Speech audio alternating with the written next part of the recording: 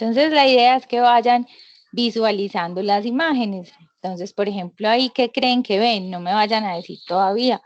Ustedes van mirando y van anotando de pronto a un ladito lo que creen que sea esa imagen o pues pensando qué creen que es, de acuerdo a que a las bases de histología, porque acuérdense, pues yo sé que ustedes ya vieron esa materia, entonces ya deben tener algo en su memoria fotográfica de alguna estructura.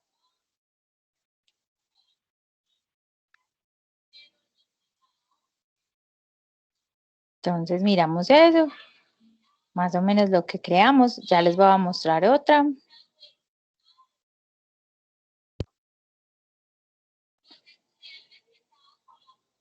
Entonces, ¿qué creen? Aunque ahí pues hay muchas pistas, pero miren, familiarícense con la imagen.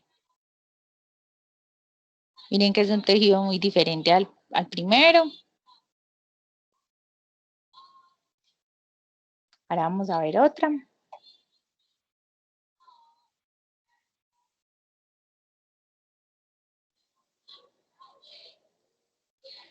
¿Qué creen ustedes que de pronto sea ese corte que alcanzamos a visualizar ahí?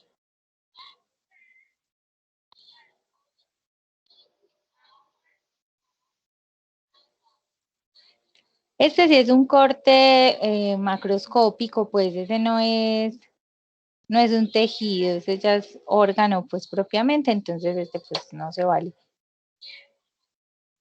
Miremos este.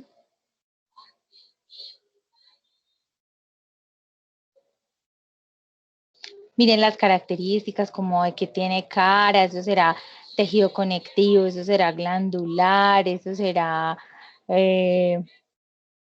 no sé, tiene cara de una célula adiposa o tiene cara de que, recuerden que estamos en sistema digestivo, o sea que cualquier órgano del sistema que ustedes se imaginen. Y terminamos con este otro. No son los cortes más bonitos porque después vamos a ver cortes mejores, pensaría yo, otras imágenes diferentes, ¿cierto? En donde los podamos ver mejor. Sin embargo, esa es como la primera imagen como para que nos vayamos familiarizando con el tema, ¿cierto?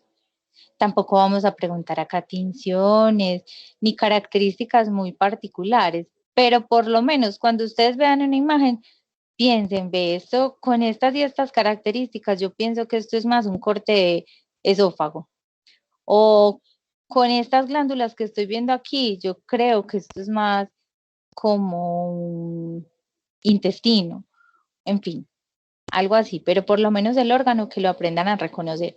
Yo no les voy a preguntar tinciones, ni celularidad, ni puntualmente, pues, señáleme la lámina propia de tal tejido. No, realmente no es pues como la finalidad del curso de histología, pero mínimamente sí que aprendan a reconocer de acuerdo a los componentes, pues en qué órgano es que estamos. Entonces ya nos vamos a devolver. Vamos a volver a mirar la primera imagen. Según como ustedes ven ese dibujito ahí con esas características, de esa forma abultada, como suave, se ve como muy diferente. Miren que son como en forma de aglomeraditos que están así como en conjunto. Más o menos este tejido, ¿a qué tipo de órgano creen que puede corresponder? Ya voy a salirme por si me van a escribir en el chat para yo leer. Al páncreas. Hola, al páncreas. Listo, por acá. Una compañerita nos dice que al páncreas. Entonces vamos a ver qué otras opciones hay por acá. Profe, las células de Langerhans creo que son las que se encuentran en el páncreas. Como a células de Langerhans, listo. A un islote pancreático, listo. Por acá nos dicen en el chat, islote pancreático, células de Langerhans, páncreas, ¿sí? Entonces, pues todos están como de acuerdo con el mismo concepto, perfecto. Entonces es un tejido glandular, ¿cierto? Si nosotros vemos acá, es una glándula. ¿Qué tipo de glándula es, o qué tipo de, sí, qué tipo de glándulas tiene el páncreas? Si ustedes por histología saben cuáles glandulitas hay, o cuáles se acuerdan que existen, pues, no me digan cuáles tiene el páncreas, pero qué tipos de glándulas hay. Las salivales. ¿Y esas qué tipo de glándulas tienen?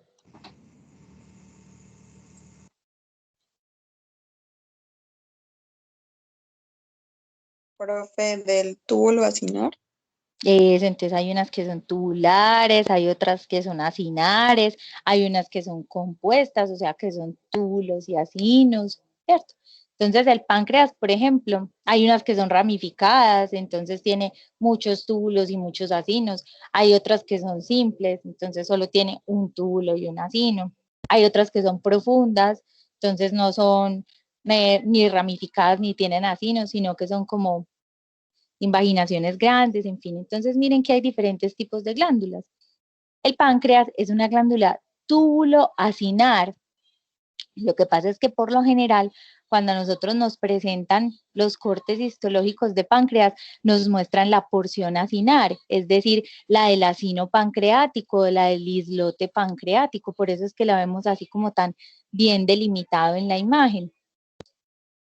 Las glándulas salivares, por ejemplo, que son otro tipo de glándula accesoria del sistema digestivo, también tienen componentes tubuloacinares, son iguales, se ven súper parecidas. De hecho, al microscopio se ven súper parecidas. Entonces, este es un islote pancreático o un acino pancreático, pero ya ustedes saben que no solamente es la porción acinar, sino que también tiene porción tubular, solo que la mayoría de las veces no nos la enseñan. Entonces, este es un acino. Yo no les voy a preguntar exactamente así como señalando esta flechita, bueno, este qué espacio es, o esta qué tinción es, o yo veo esos núcleos muy rosados, cuéntenme qué es eso, no, hasta ahí pues no les voy a preguntar, pero por lo menos pues sí que me digan mínimamente que se les parecía a una glándula y que creen que es el páncreas. Este otro yo les dije, pues ahí tienen como unas pistas porque aparecen que conductos biliares, que trabéculas hepatocíticas, ¿cierto? Entonces ahí efectivamente estamos con un corte histológico de hígado. Entonces el hígado es otro de los órganos que vamos a estudiar y miren cómo es su histología. También está delimitado, miren que también está como agrupado. Son conglomerados de muchas células, a comparación de los islotes, miren que cada puntico moradito que uno alcanza a ver es cada celulita, cada hepatocito que hay ahí. Y miren que es un tapizado muy uniforme, muy parejo, muy planito. Así es el parénquima hepático. Y tiene también unos espacios blancos que se notan mucho. Y son espacios blancos porque por ahí discurren los vasos sanguíneos hepáticos, principalmente pues como los vasos venosos. Es un órgano súper irrigado. Entonces miren qué tan vascular. Por ahí irían todo el espacio pues como vascular, los espacios blanquitos pequeños que vamos a ver. Y miren que está como agrupado, como delimitado, si vemos más como más allá de la imagen, como con los ojos de la fe, ¿cierto? Con mayor detalle, alcanzamos a ver que está aquí como muy delimitado. Y hacia este lado también alcanzamos a ver que está delimitado como por unas trabéculas de tejido conectivo que separa cada una de esas estructuras. Cada una de esas estructuras que son como lobulillos, se llaman así, lobulillos hepáticos, lóbulos hepáticos. Aquí vemos uno, aquí vemos otro, por aquí hay otro. Y en la mitad, miren que hay otro espacio como un poco más despejado. Eso corresponde al espacio para la vena centrolobulillar o vena central. Entonces esas son otras características también de la histología hepática y las vamos viendo, las vamos identificando y vamos aprendiendo cosas. Este sí no es la mejor imagen, no es la mejor imagen de este órgano. ¿Cómo a qué se les parece? Eso tiene pinta de qué. Ya me voy a salir para irlos leyendo.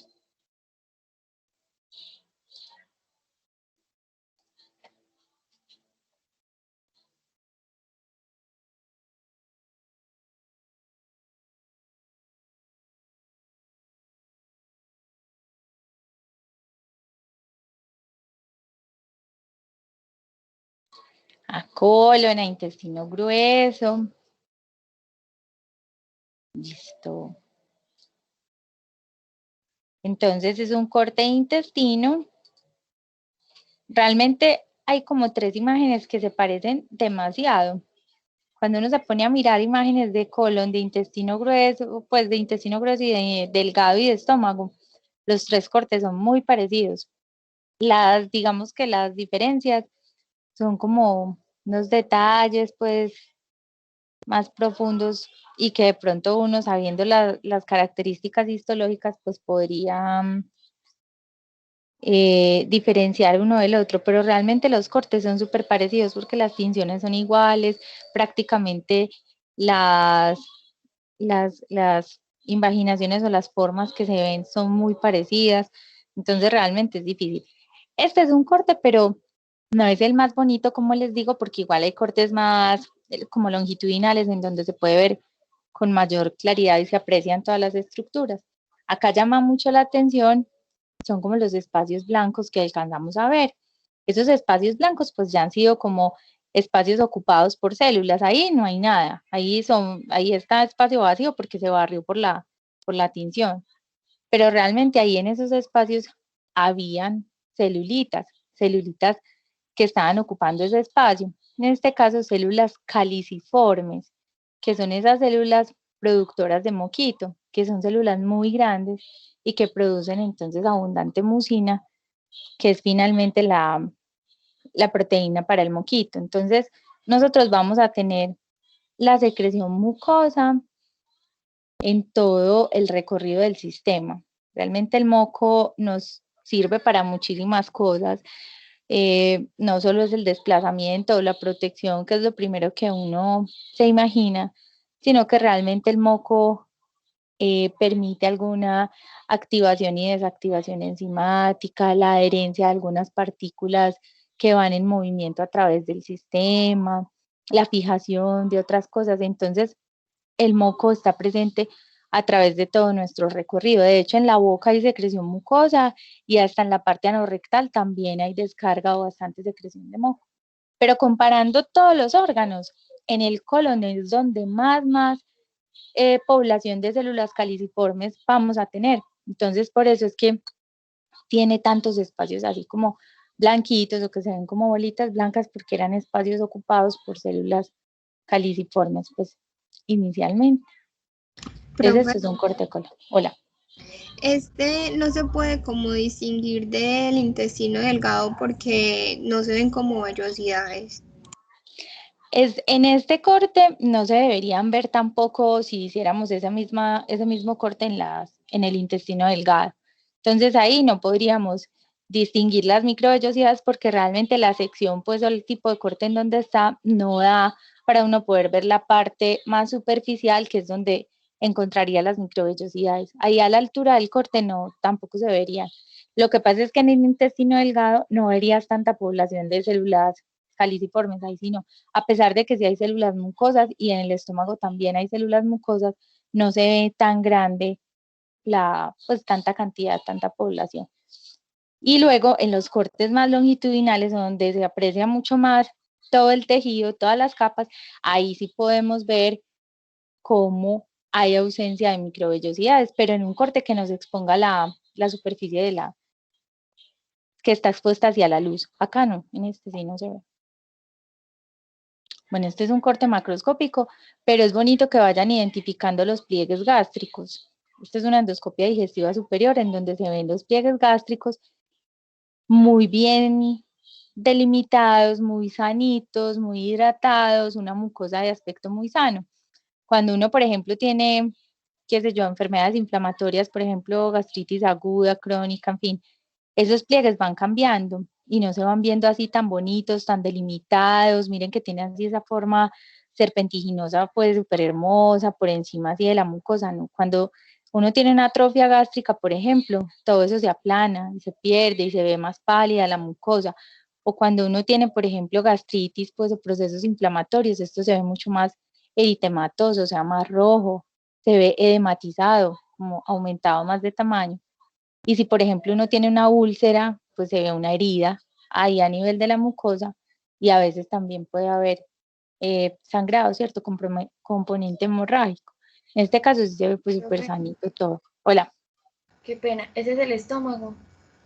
Sí, esos son los pliegues Ah. gástricos. La mucosa, por ejemplo, y solamente son del estómago los pliegues. No hay, por ejemplo, pliegues gástricos, esofágicos, pues algo así, ¿no? El esófago es muy liso y el duodeno también tiene algunas valvulitas, pero son como atravesadas, son como lisas, son como en línea recta. En cambio, mira, los del estómago son así como en curvita, son muy bonitos. Y después pues vamos a ver los otros, van a ver que sí son diferentes. Bueno, este otro corte, ¿a qué se les parece? No lo vi así, eso parece como que la espalda como de un dragón, ¿no? Así, todo como en candela, no sé. Eso Pero parece miren, la lengua. La lengua. entonces se ven así muy gruesas, se ve un corte histológico de músculo estriado, esto es músculo estriado, todo esto, entonces por eso es que se ve así tan rosado, llama pues como tanta la atención la forma, ¿cierto? Miren que es muy bonito el corte, se alcanzan a ver muy bonitas, la parte de la superficie acá sí se ve muy bien, ahí estarían pues como todas las papilas, acá vemos la lámina. Miren, la acá se ve súper bonita, que es esta que vemos acá. Pero pues obvio yo eso no se los voy a preguntar. Y acá estaría pues como todo lo del músculo estriado, se alcanza a ver muy bien todas esas fibras musculares, hermosa se ve. Entonces, eso es un corte histológico de lengua. Ya entraríamos pues como a mirar diferentes partes, bueno, en fin, pero más adelante las vemos. Este otro corte tampoco es el mejor de este órgano, pero sí tiene una estructura que sí se ve muy bonita y que para eso aprovechamos la foto.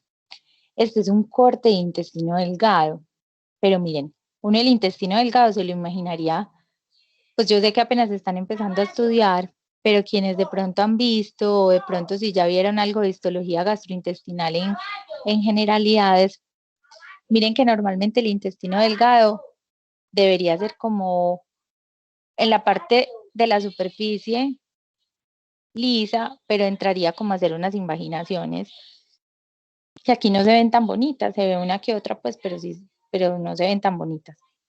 Pero sí, miren que luego, antes de llegar a la muscular propia, miren que se alcanza a ver súper bonita esta imagen como de células agrupadas también, en color morado muy fuerte, esto que vemos acá.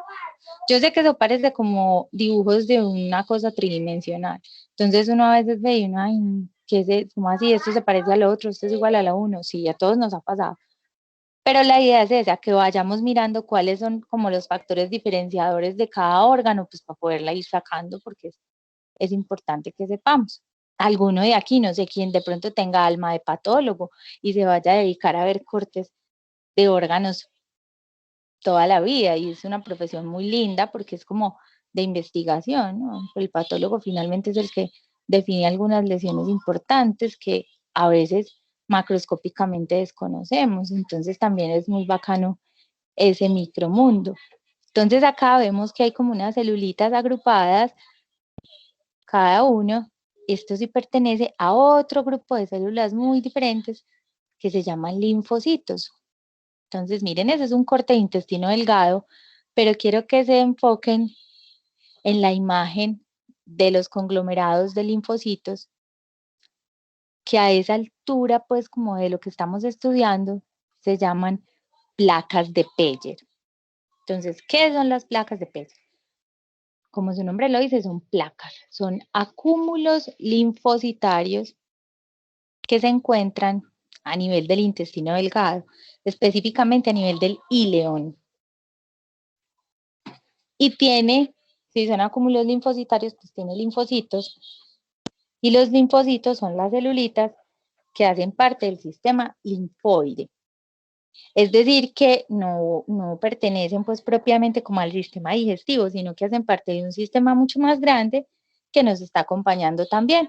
Que tenemos que tener linfocitos en todas las partes del cuerpo que nos van a ayudar finalmente con el sistema inmune, ¿cierto?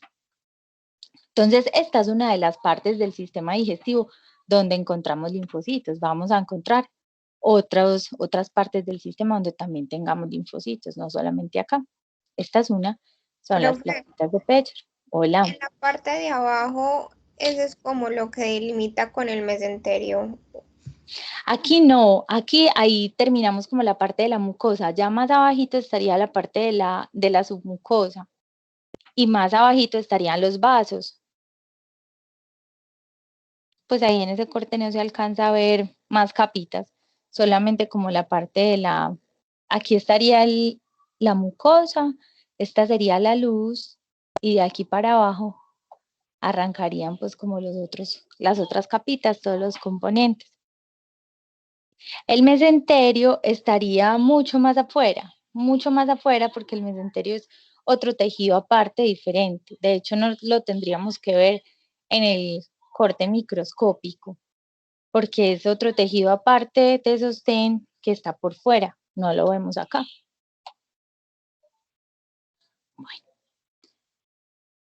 Entonces, ya viendo de pronto como familiarizándonos un poquito, es un poquito porque yo sé que venimos de vacaciones, sé que a veces la histología se nos vuelve tediosa, que no vamos a ser expertos viendo placas, pero que por lo menos vamos otra vez. Y es el único momento, más adelante posiblemente ustedes no van a ver más histología, entonces por ahora hagamos el ejercicio bien hecho. Vamos a empezar entonces a estudiar la parte de histología de cavidad oral. Yo les había contado que entonces de una forma práctica dividimos la histología en cavidad oral, glándulas y tubo digestivo, y eso es pues lo que vamos a hacer.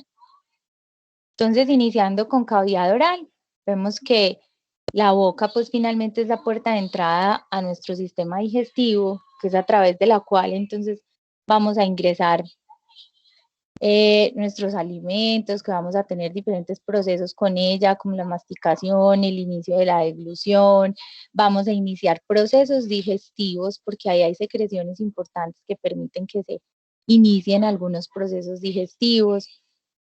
Adicional a eso, pues es un órgano que nos permite la comunicación, no solamente el lenguaje, no solamente la articulación de la palabra, sino también el lenguaje no verbal. Con la sonrisa nos expresamos, con el asombro también lo podemos expresar con la boca, la tristeza, en fin. Entonces, nos permite la comunicación adicional, pues como a que sea nuestro órgano de ingreso a nuestro sistema. Entonces, debemos conocerla. En este momento, pues no la vamos a conocer a profundidad porque para eso tendremos nuestras clases de anatomía, pero por ahora saber que hay diferentes estructuras. Es decir, que si hay diferentes estructuras, pues habrá diferentes histologías, ¿cierto? La histología, por ejemplo, de la lengua posiblemente no se parece a la histología de la mucosa, o posiblemente no se parece a la histología de las amígdalas o del diente. Miren que son materiales muy diferentes, estructuras muy distintas, entonces cada una tendrá un tejido distinto. Y eso es a lo que vamos a referirnos hoy. Aquí pues señalando como algunas partes, finalmente habrá otras partes que sean como más específicas o más detalladas, espacios de la boca mucho más detallados que luego conoceremos, pues como iremos ampliando los términos, en fin. Entonces, por ahora, pues más o menos como las partecitas básicas. Vamos a encontrar 3 tipos de mucosa en general dentro de la cavidad oral. Es decir, si ustedes se tocan, por ejemplo, el paladar, ustedes llevan la lengua hacia arriba y se tocan el paladar y luego se tocan la cara interna de un cachete, ustedes sienten que es igual o diferente. Diferente, ¿cierto?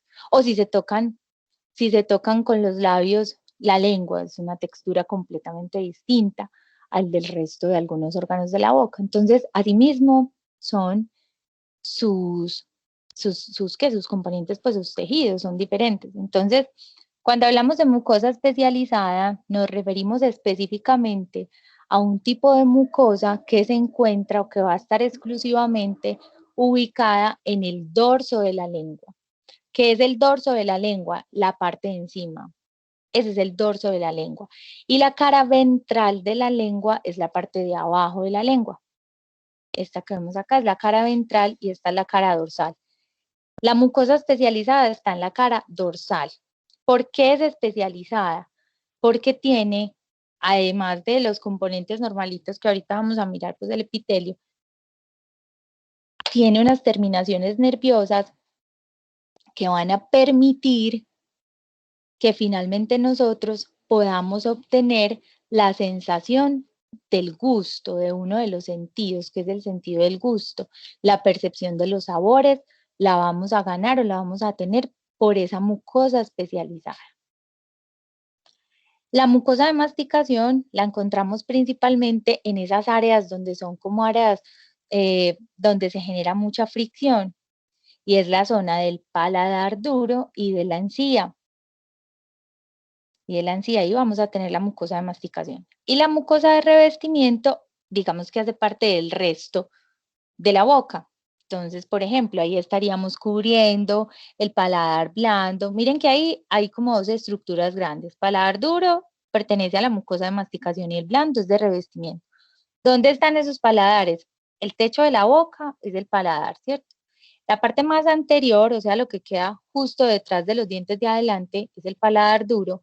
Y si desplazamos la lengua un poquito más hacia atrás, sentimos que cambia, ¿cierto? Cambia la textura y ahí aparece el paladar blando, que es la parte posterior muy cerquita a la úvula, muy cerquita a la campanita. Ahí es el paladar blando.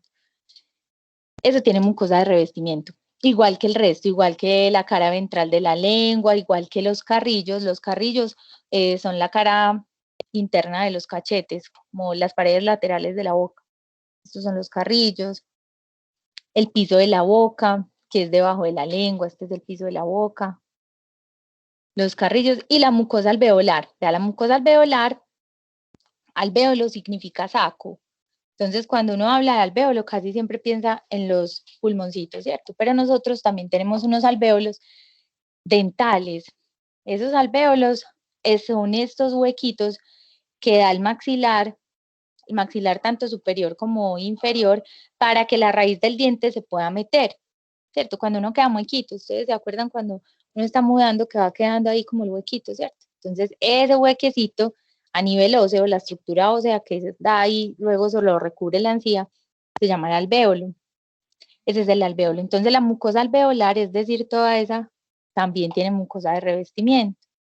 En fin, entonces, ahí vamos viendo como algunos factores de diferencia entre cada uno. Importante que reconozcan que la cavidad oral es una mucosa, es decir, no es igual a la piel, no es igual a las otras partes del cuerpo. Las mucosas, por ejemplo, la mucosa nasal, la mucosa anorrectal, la mucosa vaginal, son zonas que son completamente distintas, son con mucha lubricación, con mucha hidratación, son zonas muy sensibles, además tienen unos factores de crecimiento importantes que permiten que se regenere con mucha facilidad. De hecho, las heridas en mucosa son súper agradecidas porque finalmente esos factores de regeneración permiten que tenga pues una mayor rapidez en su reparación y además son como elásticas, ¿cierto? Tienen un abundante tejido de colágeno para permitir entonces que puedan ampliarse ocasionalmente para poder adaptarse a volúmenes y a capacidades, pues. Entonces son diferentes al resto de la piel, las mucosas son distintas. ¿Por qué hablar de mucosa? Porque la boca hace parte de una de las mucosas, entonces por eso es que estamos conversando de eso. Profe, El epitelio en general, hola. pues tengo una pregunta. En Garner, pues dicen que la faringe también es parte de mucosa especializada por los corpúsculos gustativos. Pues como que, ¿en qué parte especialmente? Principalmente la orofaringe. La faringe es un órgano que es posterior.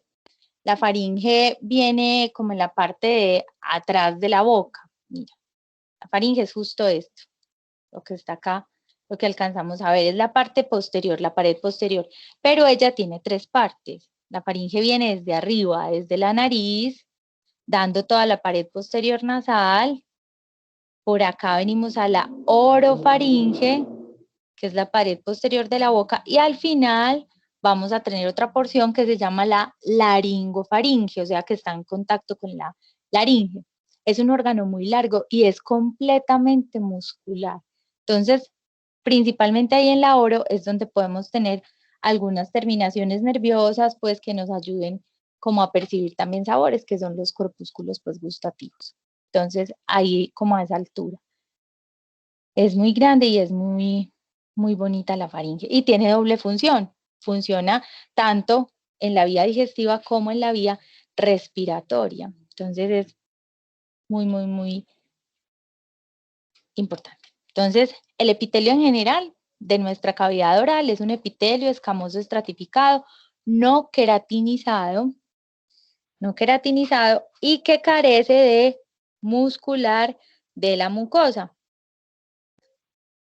Carece muscular de la mucosa. Esa es como una característica diferenciadora también.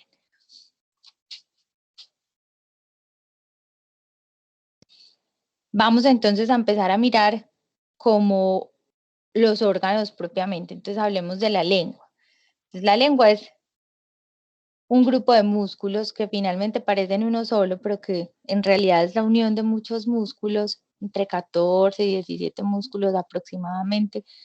Es la cantidad, hay unos que son, la mayoría son bilaterales, y confluyen pues entre ellos para dar origen al músculo más fuerte del cuerpo, que es la lengua.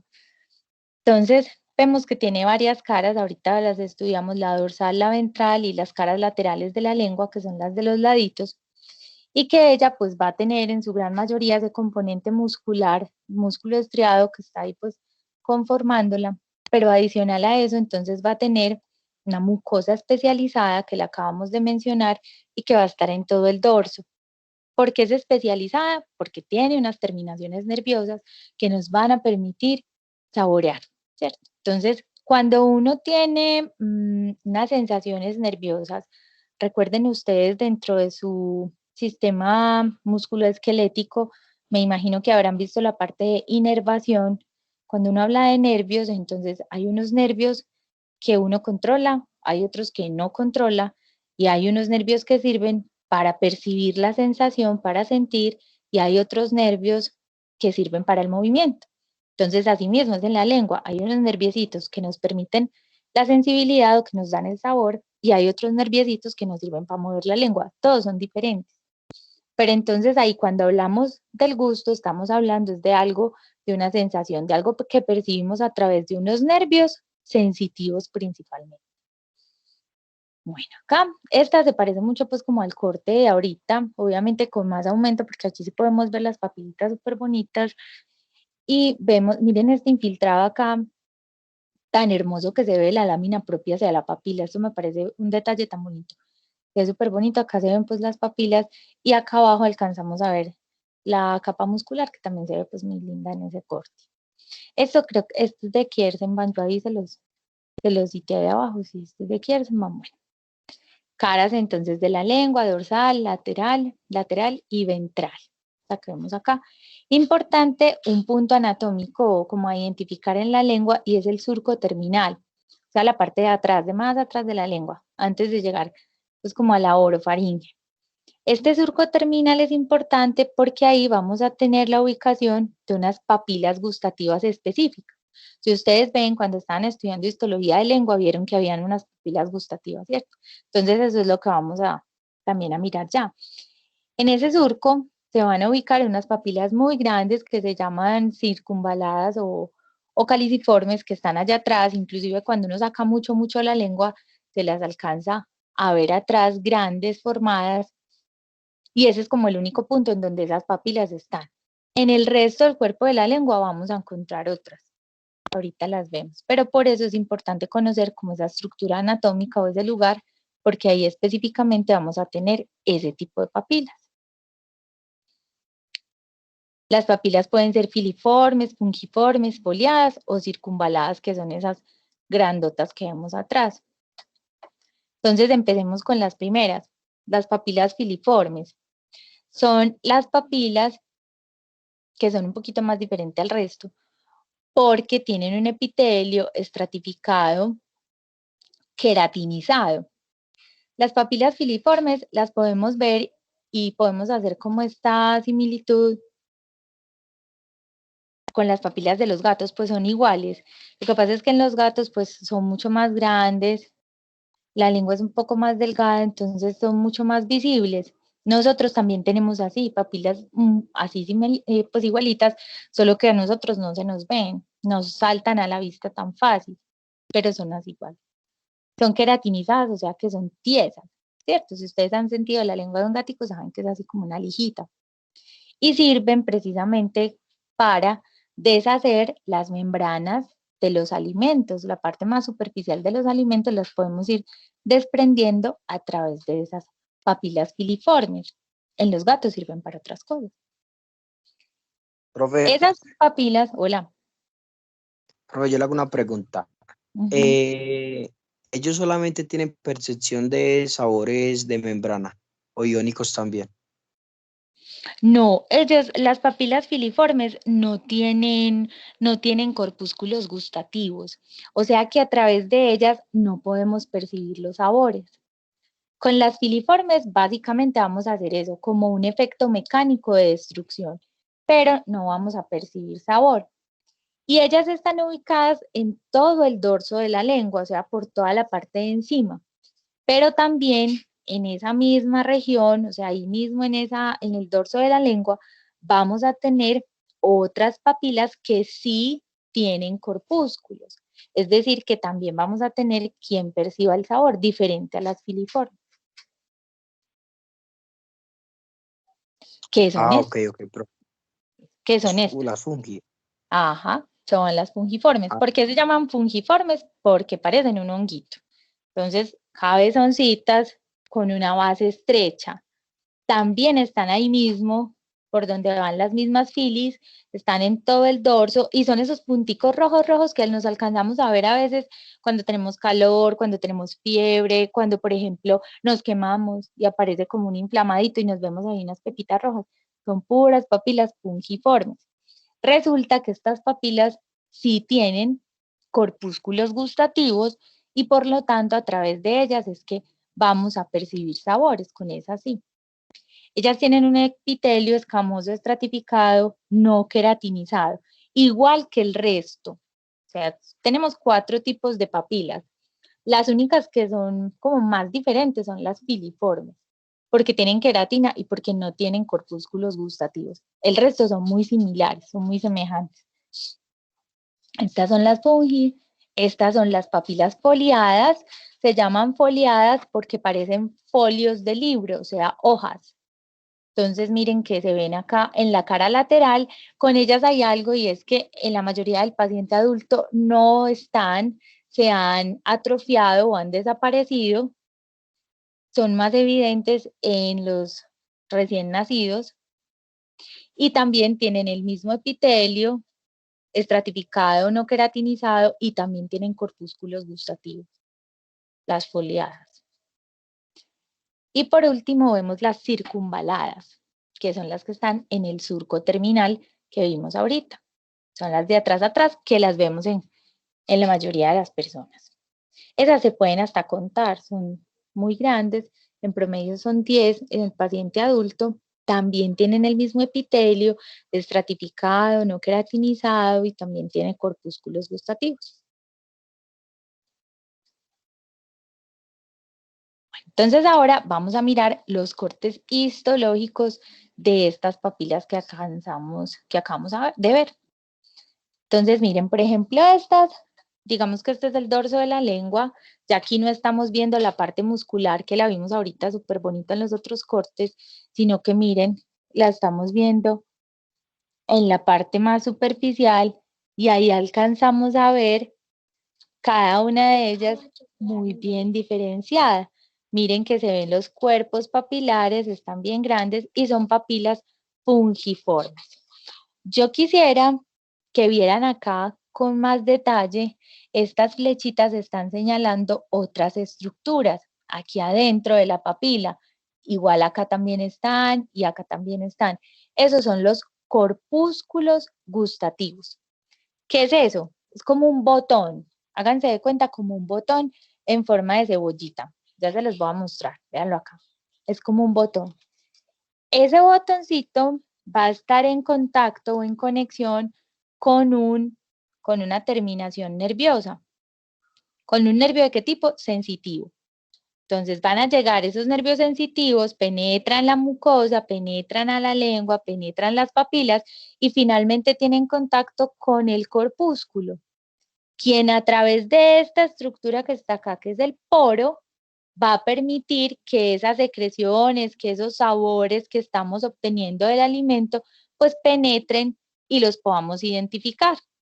Cuando, por ejemplo, nosotros tenemos gripa o tenemos COVID, a los que les ha dado, a veces entonces surge un proceso inflamatorio que hace que finalmente se pierda pues como el gusto, se pierda el sabor durante algún tiempo.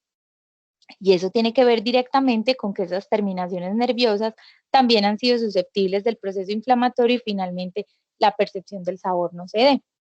¿Dónde están? Entonces volvemos a repetir. Los corpúsculos se encuentran dentro de las papilas. ¿Cuáles papilas? Las fungi, las foliadas, las circunvaladas, porque las filiformes no los tienen. Ahí en esos corpúsculos vamos a tener la identificación del sabor. ¿Por qué? Porque están conectados con un nerviecito sensitivo que nos lleva la información hacia nuestro sistema nervioso. Adicional a eso, el corpúsculo tiene varias celulitas en su interior. Tiene unas células de sostén, tiene unas células basales que se encargan de la regeneración, tienen unas células claras. En el libro de Gardner no son como tan explícitos en el corpúsculo, pero en el libro de histología de Ross sí hablan de cada una de las células que lo conforman. Y es importante, sobre todo, que las células basales tienen esa propiedad de regeneración, es decir, que finalmente los corpúsculos vuelven a regenerarse. Nosotros tenemos una población pues de miles y miles de corpúsculos en toda la lengua y, por ejemplo, cuando nosotros tenemos alguna lesión, nos quemamos o algo, se lesionan los corpúsculos y dejamos de sentir como por ese ladito unos días, pero posteriormente eso se regenera y luego volvemos a tener, ni nos acordamos pues de lo que nos pasó, ¿cierto? Entonces, es por esa misma propiedad de regeneración, más la regeneración tisular propia de la mucosa que es tan bonita también. Entonces, eso es un corpúsculo y también se puede ver al microscopio, que son estos que vemos acá. Estas son las papilas filiformes, miren que ahí se ve muy bonito, se ve muy bonita la formita, están en toda la superficie, se ve acá de pronto como un tono un poquito más oscuro arriba, acuérdense que son queratinizadas, entonces por eso a veces se ve como la tinción ahí más oscurita. Bueno, ahorita me devuelvo a esta diapositiva. Acá miren lo tan lindo, acá sí se ve súper bonito ese corpúsculo pues con célula y todo. Miren cómo penetra la papila, se ve súper bonito como un capullito, como una cebollita, pues así toda formadita. Y acá está el poro gustativo, a través del cual entonces van a llegar las secreciones que nos transmiten el sabor.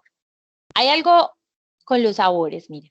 Nosotros percibimos como 4 sabores básicos, que son el sabor salado, el sabor dulce, el sabor ácido y el sabor amargo. Pero también existe un quinto sabor, como la combinación de todos juntos y que es algo que no se puede encasillar como más hacia un lado o hacia el otro, sino que es un sabor indescriptible y que se dice que es un sabor supremamente exquisito, que es el sabor umami. Ese es el quinto sabor, el sabor que no se puede encasillar en ninguno de los otros 4, pero que es súper delicioso. Se dice que tenemos también zonas como para percibir esos sabores. Dicen que lo dulce se percibe súper bien en la punta de la lengua, que lo ácido, lo amargo más como hacia atrás. Realmente digamos que eso está escrito en los libros, es decir, que así es. Lo que pasa es que cuando uno ya va a la práctica, uno ve que finalmente uno puede percibir el sabor como en todas las zonas de la lengua. ¿Eso por qué puede ser? Porque las terminaciones nerviosas se entremezclan pues como entre sí.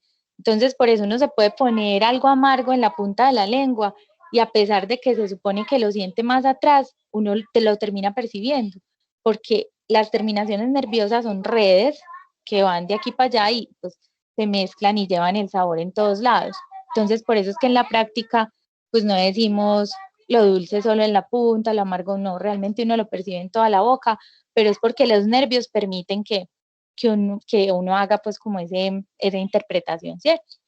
Y puede uno saber qué sabor es por dos mecanismos. Uno es por intercambio iónico. Entonces, por ejemplo, lo salado y lo agrio dicen que es más por intercambio iónico, o sea, por cambio de electrolitos a través de la membrana, pues de las terminaciones nerviosas. Y otros, como el dulce y el amargo, los percibimos porque tienen receptores directos dentro de las membranas del corpúsculo, o sea, tienen como su llavecita propia. Entonces llegan allá hacia los receptores. Digamos que estos son los dos mecanismos, pero pues más a fondo no encontré pues como más detalle frente a eso, pero son esos dos. Este ya lo vimos. Y aquí vamos a mirar otra vez más imágenes histológicas. Entonces, miren, por ejemplo, estas que son las filiformes, como alcanzamos a ver acá, pues, su formita característica, ¿cierto? Muy puntiaguda, muy seguidas la una de la otra. Acuérdense que todas están en el dorso. Igual que las foliadas, que son estas otras de la parte superior, se ven acá, muy delimitadas, muy bonitas, lámina propia y aquí músculo y acá también. Foliadas, filis, foliadas. Acá vemos otra que pareciera sola, pero no. Miren que está aquí acompañada por una filiforme y es como del mismo tamaño. Miren que son parecidas como en tamaño, están ahí pegaditas. Y miren aquí una circunvalada o caliciforme, que es esta grandota que vemos acá, muy grande comparada con las otras. Esas son las que están en el surco terminal. Foliadas no les pongo porque realmente foliadas, como pues terminan siendo la mayoría de veces inexistentes, pues no se las puse. Y hay poquitas imágenes, sinceramente casi no hay. Esto es un corpúsculo, pues uno no, muchos. Hola. Por ejemplo, las personas que se cortan la lengua, pues así que les quede dividida, eso no afecta mucho pues en todos los corpúsculos y terminaciones. Mira, esas cosas que son externas, por ejemplo, esos cortes, por ejemplo, hay quienes se implantan cosas, hay quienes se la perforan, todo eso genera muchísimos cambios dentro de la sensibilidad, completamente.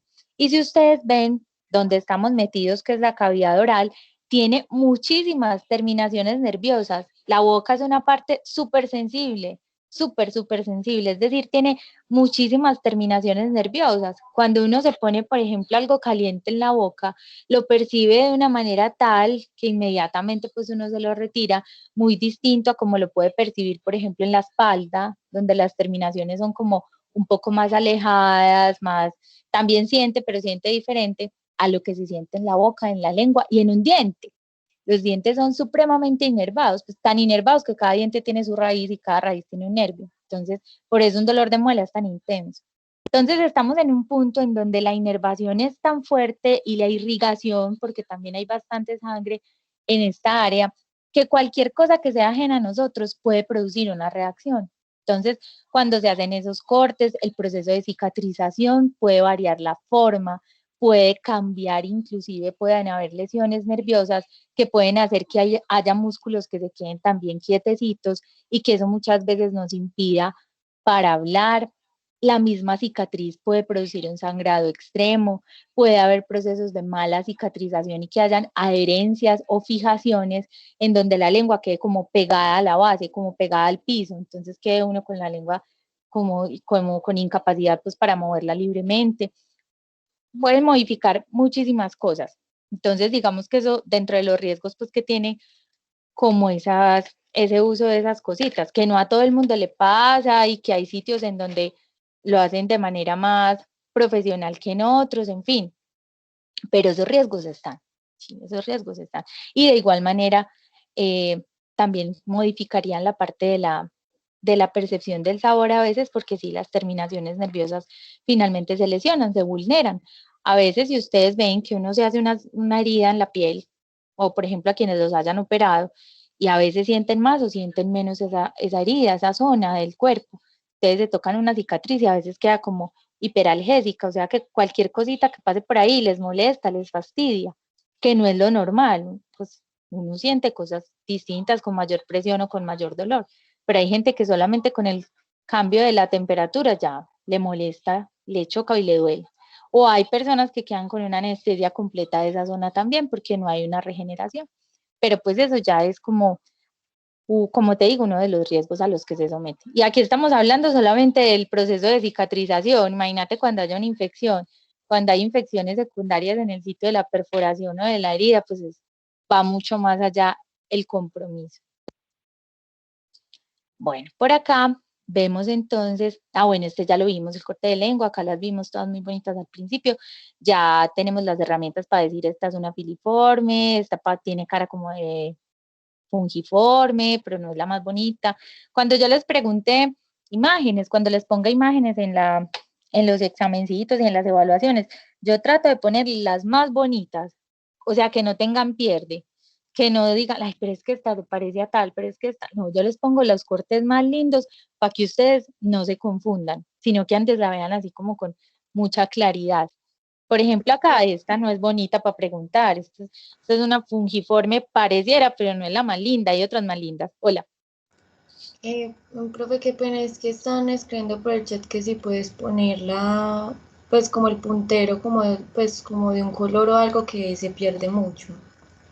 Espera, lo que pasa es que bueno, mira, aquí me encontré esta como de señalar, porque como las tengo pasadas a PDF, porque a veces Teams se me cae, pues se me cae, no, sí, se cae, yo no sé, o va más rápido el sonido que la imagen, entonces yo estoy dando la clase y la imagen no ha cargado, entonces por eso las pasé mejor a PDF para pasarlas pues como al nivel. Yo voy a usar como este cosito, mientras a ver si de pronto. Ustedes las diapositivas no las comparten. Sí, yo monto todo.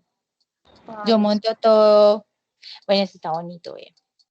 Yo monto todo al aula, subo las diapositivas y como les digo, les subo el material de estudio diferente a los libros, pues, que sea como el material adicional. Hoy les voy a subir, por ejemplo, un taller y les voy a subir una correlación clínica para que tengan material de estudio para el fin de semana.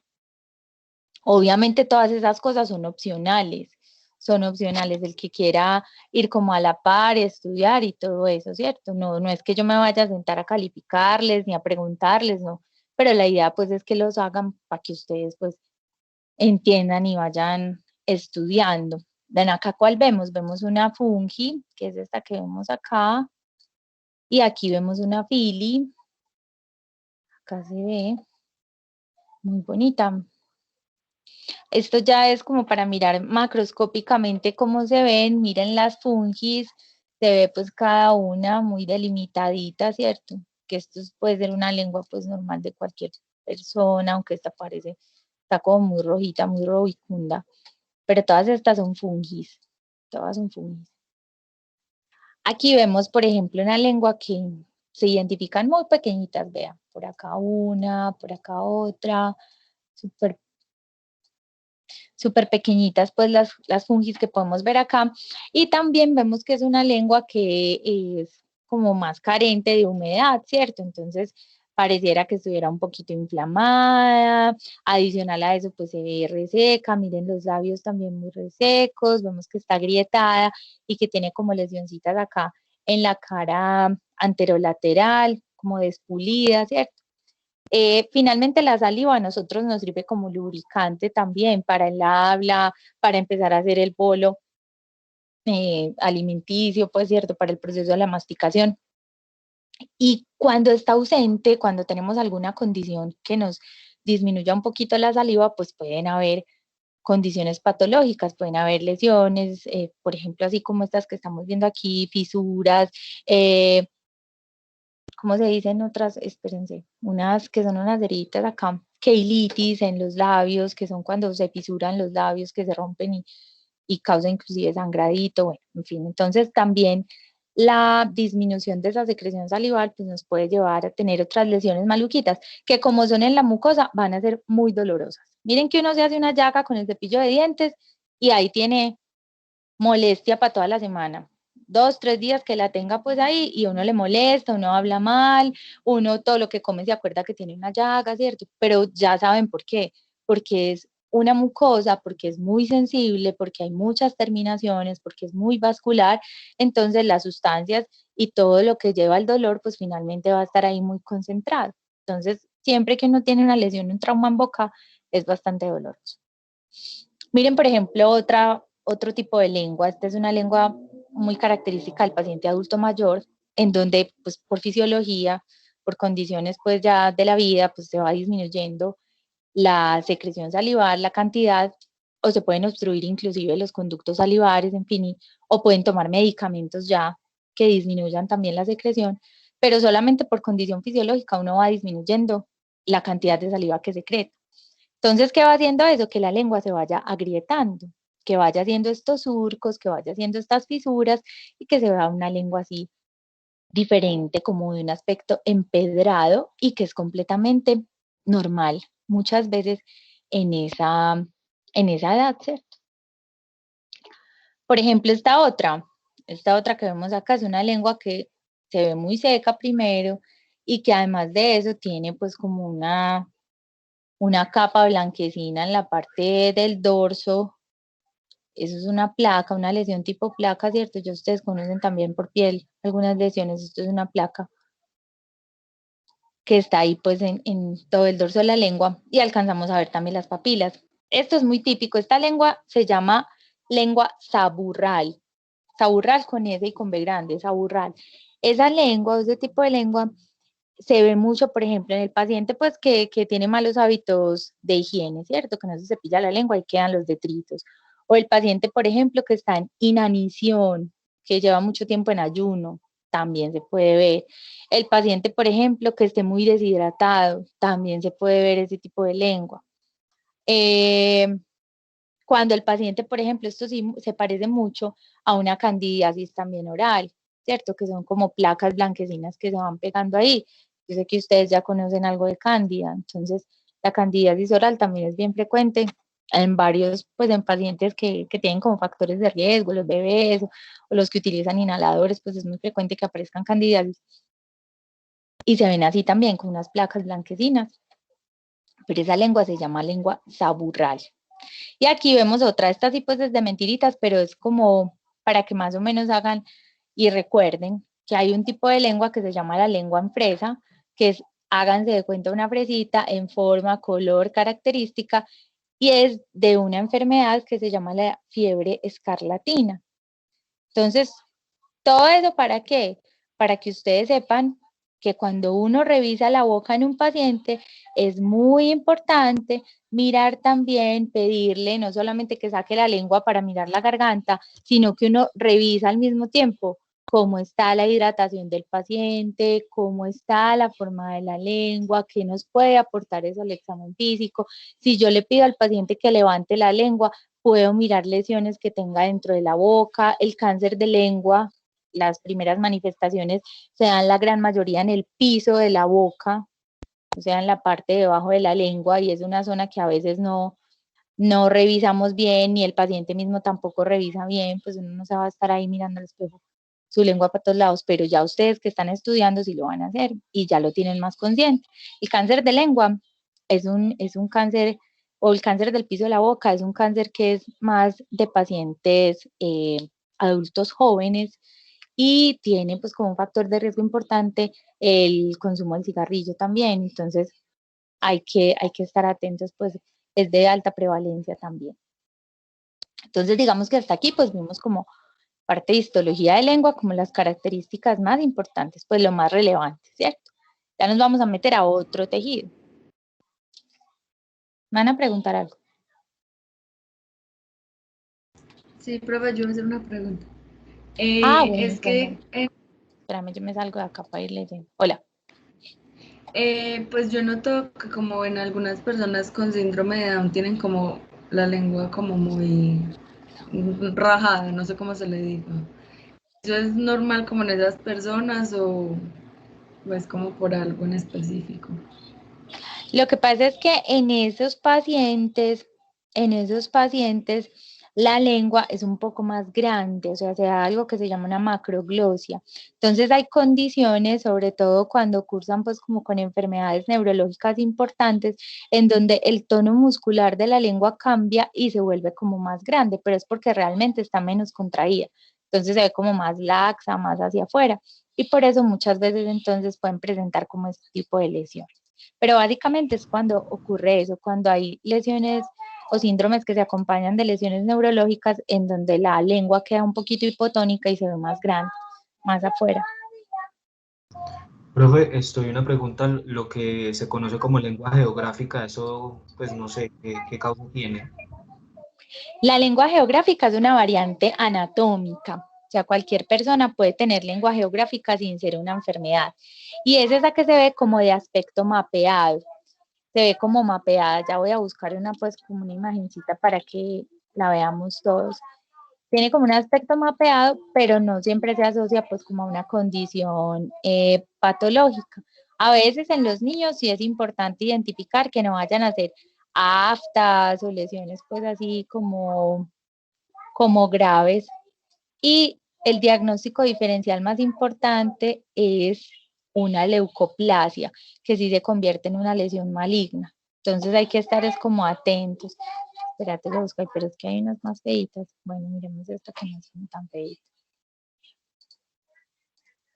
Espérate, se las pongo.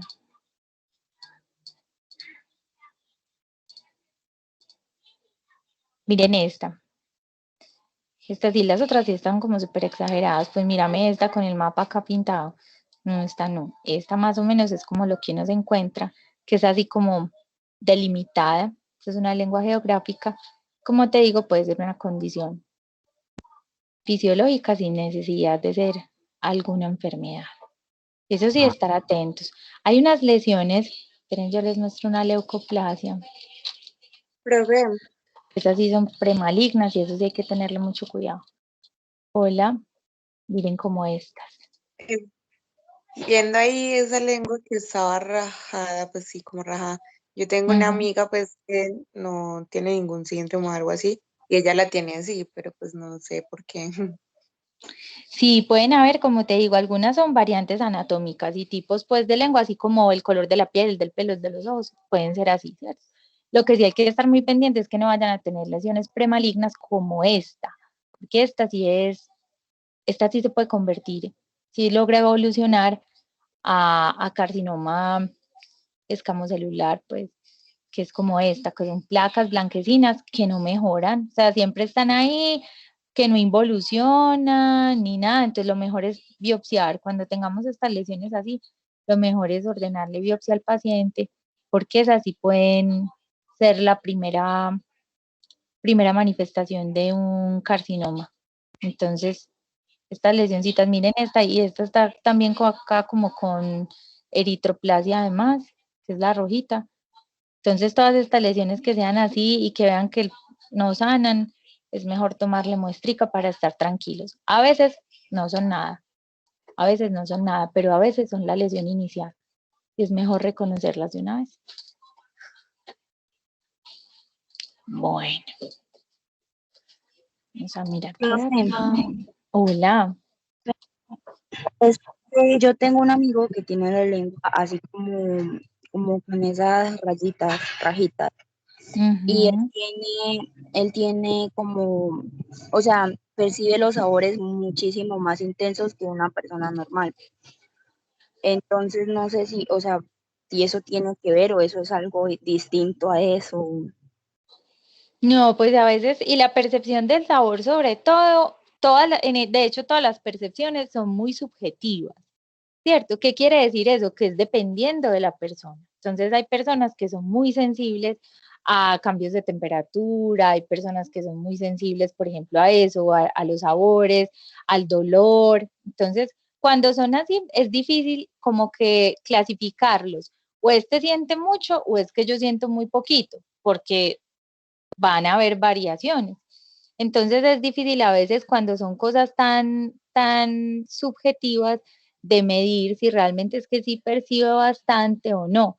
Ya hay que mirar si tiene, por ejemplo, una lesión o una zona donde haya tejido friable, o sea, donde haya inflamación, pues posiblemente esa zona sí va a estar mucho más sensible que el resto y por eso es que perciba un poco más como las sensaciones.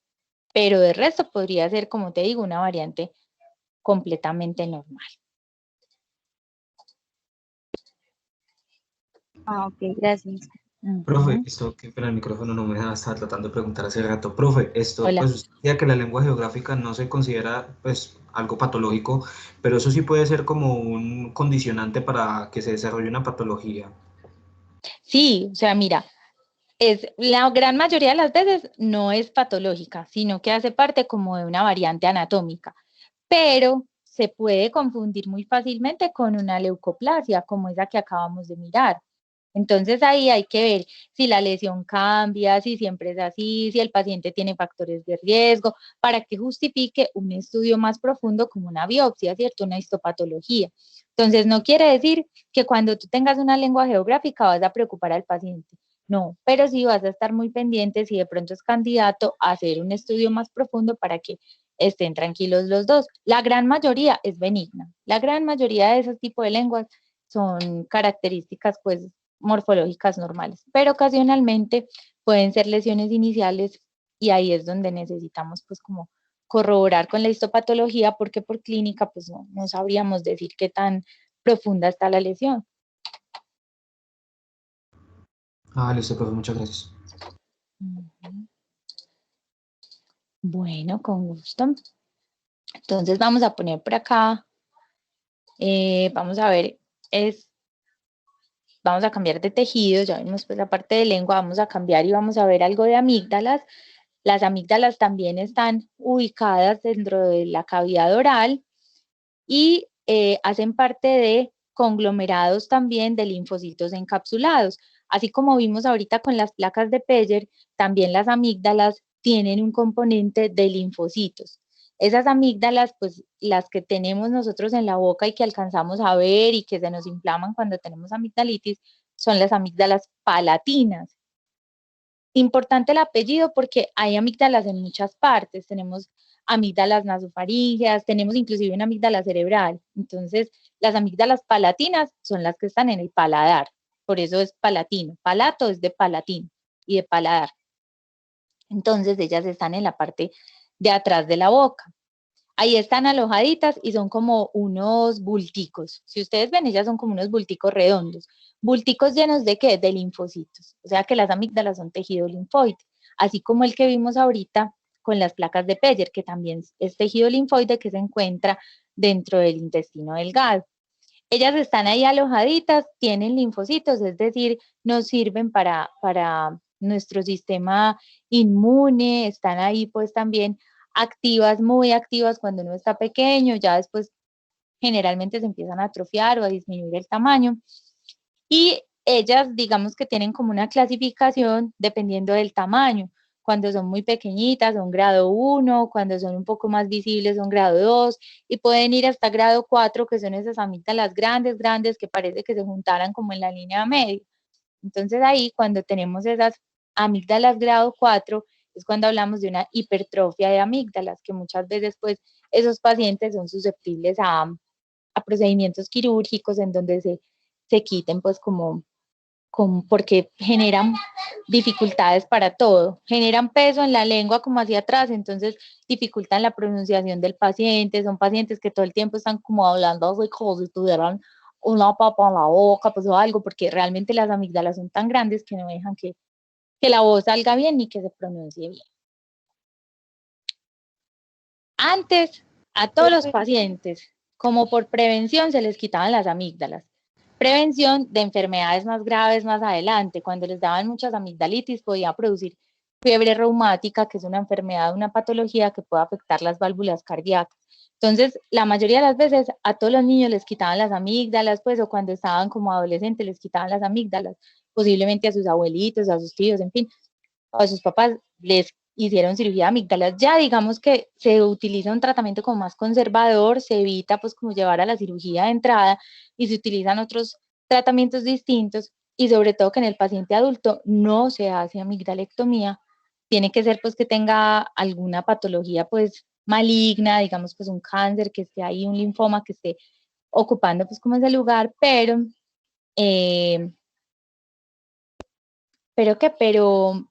realmente la cirugía en un paciente adulto es muy riesgosa porque ahí hay mucho riesgo de sangrado por las amígdalas, pues, por las arterias que están por ahí, pues, cercanas, entonces se vuelve muy delicado. Por ahí me iban a preguntar. Sí, profe, una pregunta. Hay algunas piedritas como que salen de las amígdalas, ¿eso por qué? Sí, entonces mira, las amígdalas tienen estos espacios que vemos acá en este corte histológico que se llaman las criptas. Miren que son espacios como vacíos. O sea que cuando uno se mira las amígdalas pues con detalle, algunas, no todas, pero algunas tienen huequitos que se llaman criptas o amígdalas encriptadas, ¿cierto? Son como unos huecos que están ahí normalmente. Miren que el corte histológico inclusive no las presenta, es que tienen criptas. Pero hay otras que no, hay otras que son lisas. Cuando son amígdalas encriptadas, ahí se pueden alojar a veces detritos de alimentos. Cuando nosotros deglutimos, se pueden ir pedacitos de comida y se pueden alojar ahí, quedarse mucho tiempo y por eso se vuelven sólidos, por eso se vuelven como bolitas tiesas. Eso se llaman caseum con C-A-S-E-U-M, caseum. Los caseum son esos detritos que quedan ahí dentro de las criptas de las amígdalas y a veces generan mucha halitosis, o sea, mal aliento, y pueden a veces también libremente salirse de la cripta o a veces es el mismo paciente quien con mucho esfuerzo y con ayuda de alguna cosita pues se los extrae y se los quita, por eso es supremamente molesto pues y aparte de eso que puede generar también mucho malestar por la incomodidad de la halitosis. Ahí que hay que estudiar también, cuando un paciente tiene mucho caseum, hay que mirar si de pronto no tiene alguna patología digestiva, por ejemplo, un reflujo gastroesofágico que esté generando, que tenga pues una deglución lenta o que tenga de pronto episodios de reflujo pues efectivamente y que de pronto por eso sea que el paciente aloja pues como ese contenido ahí. Entonces, no es, eh, como te dijera, no es una cosa muy grave, pero sí es una cosa bastante incómoda a veces. Bueno, aquí, ¿qué más vemos? Ah, bueno, entonces aquí estamos mirando el corte histológico de la amígdala. Miren que aquí tenemos los conglomerados de linfocitos, o sea, como bolitas, ¿cierto? Como en conjunto. Entonces ahí vemos linfocitos, los linfocitos T indiferenciados y los linfocitos B están dentro del centro germinal, que es el centro más pálido, y miren que alrededor hay como un centro más tupido, más moradito, que es este que vemos afuera. Ahí están los linfocitos T diferenciados, de hecho esto se llama corona radiada de linfocitos T, y dentro estaría el centro germinativo, que es donde están los B y los T vírgenes. Entonces, más adelante, cuando ustedes empiecen a ver su sistema inmune, pues la materia de inmunología también van a reconocer pues mucho más fácil todas estas estructuras, van a aprender mucho más de linfocitos, posiblemente van a hablar de tejido de amígdalas también. Lo que pasa es que como está dentro de nuestro sistema, pues igual de una vez lo empezamos a mirar. Aquí entonces señalamos todo el nódulo. Sí, espérame un segundito, termino acá, ya te respondo. Acá vemos todo el nódulo, acá vemos el centro germinativo y acá vemos la corona. Hola, dime. Cuando a una persona las amígdalas se le llenan de pus, Ojo. ¿eso es bueno, digamos, extraerlo con algo o que muchas personas se hacen con copitos o algo? ¿Es mejor dejarlo así? Ojo, cuando es exudado purulento, es muy diferente al caseum.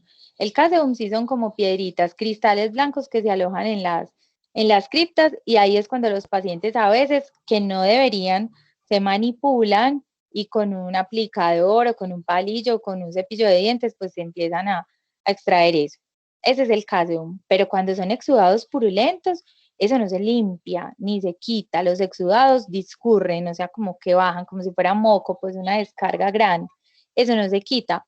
Realmente ahí hay que tratar la infección, si es una infección viral que tiene exudados o si es una infección bacteriana que tiene exudados. La mayoría de los exudados son bacterianos, pero hay algunas virales que también producen exudados que son brutalmente pues congestivas de esas amígdalas gigantes, grandes, y se vuelven nada. Pero hay otras amigdalitis que son bacterianas, que es así también generan mucho exudado purulento. Entonces ahí no vale que el paciente se limpie o se manipule, no. Antes ahí puede generarse mucha más lesión, más inflamación y sangrado. Las amígdalas son un tejido muy friable, o sea que son muy delicadas. Cuando uno se toca, posiblemente hasta con el mismo cepillo de dientes se puede hacer trauma y sangrar. Y cuando están inflamadas, pues peor, porque están así todas congestivas, más irrigadas todavía y más dolorosas. Entonces no es lo indicado. Ahí en ese momento ya lo que se debe hacer es el tratamiento antibiótico, si necesita porque es algo bacteriano, o si es solamente viral, pues entonces darle el manejo conservador, los líquidos, y esperar que se mejore. Profe, Hola. una preguntita. Ujú. Profe, es Dale que tú, hay pero- muchos pacientes. ¿Cómo? No, Espérenme, yo miro, yo me salgo para que levanten la manito y yo les doy la palabra. Espérenme, yo me salgo, yo miro, levanten la manito para yo escucharlos de ahora. Bueno, entonces por acá, Santiago, cuéntame. Profe, que la razón más importante por la que no se hace o no se quitan las amígdalas es porque es una de las primeras barreras de defensa del cuerpo, ya que, como tú has dicho, hay mucha linfa. Ahí lo que aparece es muchos linfocitos, ¿cierto? Linfocitos, Perdón. eso que son las celulitas. Entonces, digamos que, a ver, si es una barrera y si es un tejido linfoide, pero no es el único, no es el único. Y de hecho, es muy activo cuando somos pequeñitos, pero cuando ya llegamos por encima de los 8 o 10 añitos, ya es un tejido que se va volviendo muy inactivo, porque realmente ya, digamos que hasta esa edad, uno ha sido súper retado con muchas infecciones y ya las ha puesto a trabajar bastante, ya ellas han generado como básicamente la mayoría de los anticuerpos contra enfermedades respiratorias a las cuales nosotros nos podamos exponer. Entonces, por eso es que son tan activas cuando estamos chiquitos, porque ahí estamos retando nuestro sistema inmune y ellas están súper activas generando muchos anticuerpos con esos linfocitos. Una vez se retiran, no quiere decir que quedamos sin línea de defensa, no, realmente nosotros tenemos muchísimas otras herramientas que nos van a ayudar también. Entonces, digamos que una de las mayores precauciones que hay que tener es sobre todo como el sangrado, precisamente, y porque no se hace una cirugía pues de abrir y suturar, sino que la mayoría de veces es cauterización, casi siempre se queman el tejido pues de las amígdalas y se genera una cicatrización, así como una quemadura normal de la piel, entonces es como retráctil, como que contrae todo el paladar y es bien doloroso. Entonces, eso es como básicamente lo que se hace. Lo otro es, antes se utilizaba mucho como una cirugía paliativa para evitar que hubiera fiebre reumática. La fiebre reumática, como les decía ahorita, es una enfermedad que puede aparecer y afectar a las válvulas del corazón y quien la produce es una bacteria que inicia el proceso infeccioso en las amígdalas, o sea, el estreptococo puede empezar a invadir la amígdala y si hay muchas amigdalitis por estreptococo, finalmente el paciente termina en una valvulopatía reumática, que es algo cardíaco, porque la bacteria migra y llega hasta allá. Pero entonces ya, como está tan identificado ese factor de riesgo, lo que se utiliza es como prevención, profilaxis, tratamientos diferentes antes de llegar a la cirugía, que es como lo más invasivo, tratando pues primero de conservar la integridad del tejido, también evitar el sangrado y también pues lo de la línea de defensa que tú mencionas. Pero acuérdate que más o menos son activas hasta los 8. De ahí para allá es muy poco pues como el que ellas nos aportan realmente. Ya luego se empiezan como a atrofiar. Entonces, profe, a los niños a muy temprana edad que le quitan las amígdalas, pueden tener problemas inmunes más adelante porque no tienen como una buena defensa. Okay. Digamos que esa es como una partecita, pero tenemos muchas otras cosas para defendernos, entre ellas, por ejemplo, está el timo, que el timo también es un órgano que aparece en los niños. Realmente nosotros cuando vamos creciendo, el timo también se va atrofiando en nuestra adolescencia. El timo es un órgano que queda, que es un órgano linfoide que queda en el tórax, en toda la parte del mediastino, como encima del corazón. Ahí aparece también y es un acúmulo también de tejido linfocitario. Tenemos, por ejemplo, toda la parte de las secreciones que también a su vez tienen algunas sustancias que funcionan como para el sistema inmunológico. Tenemos la barrera cutánea, tenemos producción de anticuerpos a nivel también de otros órganos como linfoides, por ejemplo, como los ganglios linfáticos. El vaso también entraría ahí como un órgano también importante dentro del sistema linfoide. Tenemos el hígado, bueno, hay muchos otros órganos que nos pueden ayudar como con eso, inclusive la misma apéndice. La apéndice, la que nos genera apendicitis, apéndice secal, también es un órgano linfoide. Entonces no quiere decir que al que le quiten el apéndice quedó sin defensas, no. Tiene muchos otros órganos que le pueden ayudar a suplir esa necesidad. Ok, profe, muchas gracias. Ajá, con mucho gusto.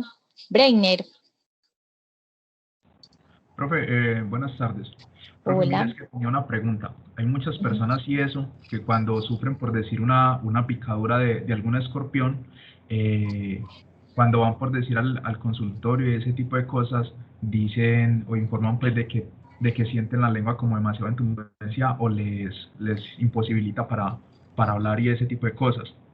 Es porque hay que una inhibición de algunos corpúsculos o de las papilas, porque inclusive le dan algo para tomar o para comer y dicen de que no sienten como el sabor. Exactamente, entonces ahí hay a veces cuando hay una reacción inflamatoria, cuando hay, por ejemplo, en este caso tú pusiste el ejemplo de una picadura por un escorpión, ¿cierto? Por una alacrán. Entonces ahí digamos que hay una toxina que se libera y el paciente está generando también una reacción inflamatoria y alérgica. Eso es lo que se conoce como un angioedema. Cuando nosotros hablamos de un angioedema, es como un edema de las mismas mucosas, es decir, que la mucosa oral se empieza pues a hematizar y a liberar ese montón de sustancias inflamatorias que hacen que el paciente se le ponga grande la lengua, esté hinchado, pierda la sensibilidad, pero tiene que ver también con ese colapso de las terminaciones. Entonces es como normal que él no sienta, pero con toda seguridad eso es lo que menos le va a molestar al paciente. Lo que más le va a molestar es que él siente que se está ahogando, porque la lengua se convierte así como en un cuerpo extraño y se tracciona hacia atrás. La base de la lengua está en la parte de atrás de la boca y se convierte inclusive hasta en un cuerpo extraño en el paciente inconsciente, se puede ir hacia atrás y ahogarse. Entonces esa va a ser como la principal motivo de consulta de ese paciente, que no se siente ahogado, que no puede hablar, además de que no la siente.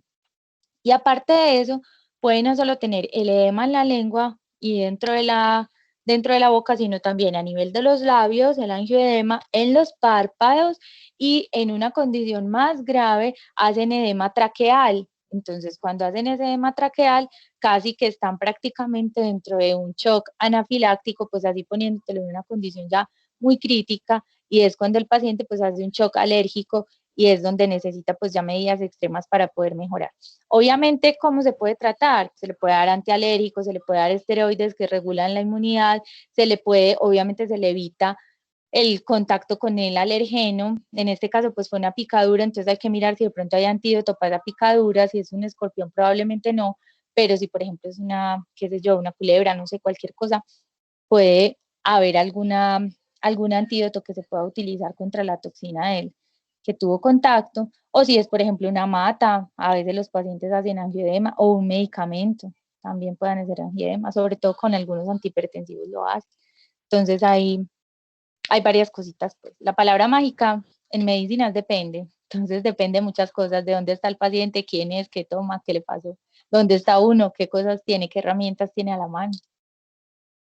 Profe, y justamente creo que fue en el 2013-2014 que se reveló pues, un estudio científico que hicieron donde comprobaron de que nosotros los hombres y eso en la zona testicular se encuentran como papilas gustativas que logran como identificar los sabores, por así decirlo. Esas mismas papilas que se encuentran en esa zona serían casi que las que se encuentran en la zona lingual. No, probablemente son otras diferentes, pues si sean diferentes estructuras. Ahí tendría que mirar más y hablar con el profe de repro a ver qué más hay por ahí novedoso. para ver qué, pero no son de la misma textura ni del mismo componente histológico, pues, de la boca. Debe ser otro origen, otra explicación diferente.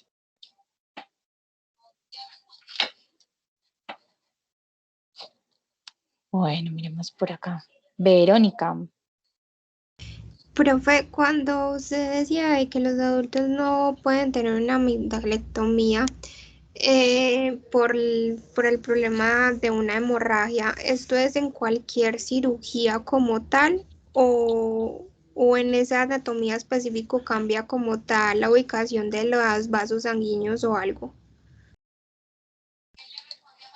No, es básicamente como por el mismo efecto mecánico, por el trauma, porque por ahí pasan unas amígdalas de mucho calibre, que son las amígdalas palatinas, entonces son muy gruesas. Por eso es que a veces es difícil como contener esa hemorragia o ese sangrado. No a todo el mundo le pasa, no a todos los pacientes les pasa, y como te digo, si es un paciente adulto que de pronto tenga una lesión maligna, donde haya una lesión que haya que quitar, independiente del sangrado y la hemorragia, pues se debe hacer la intervención. Pero es uno de los riesgos, pues, como mayores.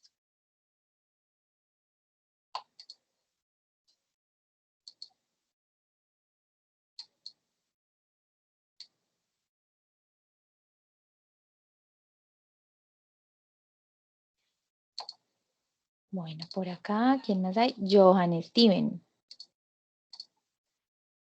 Hola, profe. Yo tenía como una duda ahí, pues, es que a mí me hicieron amigdalectomía cuando yo estaba pues pequeño, pero yo me acuerdo que me decían que eso iba según como con la edad, el tamaño, o sea, que eran como muy desarrolladas o muy grandes para la edad. Y otra duda que tengo es si solamente da un tipo de fiebre o pueden dar varios tipos de fiebres ahí, cuando está el problema. No, digamos que la más grave es la fiebre reumática. Esa es la que más, y se llama fiebre reumática, pues porque sí produce episodios febriles, y reumáticas porque puede afectar algunas articulaciones, además de, digamos que la condición más grave, más severa, pues es la manifestación de la valvulopatía reumática, que es cuando hay compromiso de las válvulas cardíacas. Esa es como la principal, contra la que más se trata de proteger contra ellas cuando se tienen amigdalitis a repetición. Eso sí, la idea es que siempre se tengan documentados que esas amigdalitis hayan sido por estreptococo, porque hay otras amigdalitis que son por otros microorganismos. De hecho, hay virus, la mayoría son por virus, pero cuando son documentadas y son por estrepto, sí hay que tener cuidado, si aparecen muchos episodios a repetición, que el paciente no vaya a hacer una fiebre reumática. Ahora, que te quede claro algo también, y es que no todos los pacientes que tienen muchas amigdalitis por estrepto van a hacer de pronto fiebre reumática, porque también se ha visto que hay una susceptibilidad inmunológica en quienes la desarrollen. Es decir, tiene que tener la infección y además tiene que tener la susceptibilidad inmunológica para que el estrepto pueda migrar y hacer la valvulopatía. Entonces, tampoco es que a todos los que les da amigdalitis por estreptococo de pronto la vayan a hacer a largo plazo. Es uno de los riesgos y puede pasar. Y cuando uno pregunta, por ejemplo, a un paciente joven, ve, tuve un reemplazo valvular, ¿ay por qué? Porque me dio fiebre reumática. En retrospectiva sí puede encontrar muchos casos, pero de ahí a que todos los que estén positivos en este momento con amigdalitis por estrepto a largo plazo lo vayan a hacer, ya es un número más reducido de pacientes. Listo, muchas gracias. Con mucho gusto. Y de hecho hay profilaxis, pues se puede utilizar penicilina profiláctica. No sé si ustedes han escuchado alguna vez que le están poniendo un tratamiento con bezetacil, yo no sé cuántos meses, como para tratar de evitar esa infección también, esa progresión. A mí me hicieron mucho eso hasta que ya llegó un momento que ya la piel no se me quitaba y me tuvieron que hacer la amigdalectomía. Se las quitaron, exactamente. Pues volví a tener vida ya después de eso porque yo no podía salir, no podía jugar, vivía en la enferma. Así es, posiblemente tenías unas amígdalas gigantescas y todo, cualquier lluviecita, una metida a piscina, pum, ahí mismo amigdalitis. Por aquí me van a preguntar. Hola.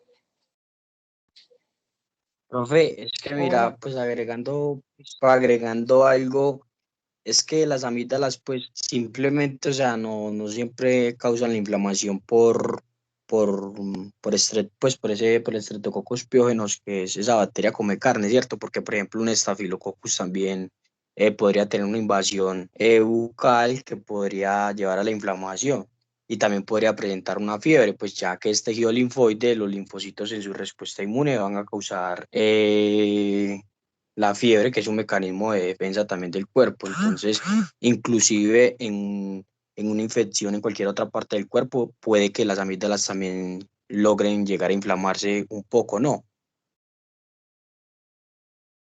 La mayoría de veces esto es cuando la infección es localizada, ¿cierto? Y la gran mayoría cuando son bacterianas es por estrepto, digamos que prácticamente es como el agente más aislado cuando hablamos de bacteriana, ¿cierto? Cuando hablamos de bacteriana. Pero cuando hablamos en general de las amigdalitis, la gran mayoría son virales.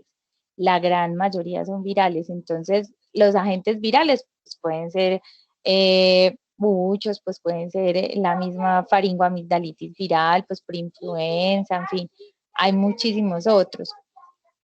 Digamos que en frecuencia los virus son como van más adelante que las bacterias. Y cuando son bacterias, pues el estreptococo es el que más tiene como afinidad por ese tejido. Lo que tú dices, a veces se podrían inflamar cuando tenemos algún otro proceso. Sí, pero debe ser como muy cercano, no alejado. Por ejemplo, digamos que tiene sinusitis. Posiblemente cuando uno tiene sinusitis, de pronto le puede dar también amigdalitis. Los virus, por ejemplo, los adenovirus, la influenza, los rinovirus, inclusive el mismo Epstein-Barr, pueden producir algunas veces amigdalitis. Como te digo, esos son como en frecuencia los más. Ya si es bacterias y el estreptos es como también el que más frecuentemente se ha aislado. De hecho, hay una prueba rápida para amigdalitis bacteriana y es la prueba de antígeno para estrepto.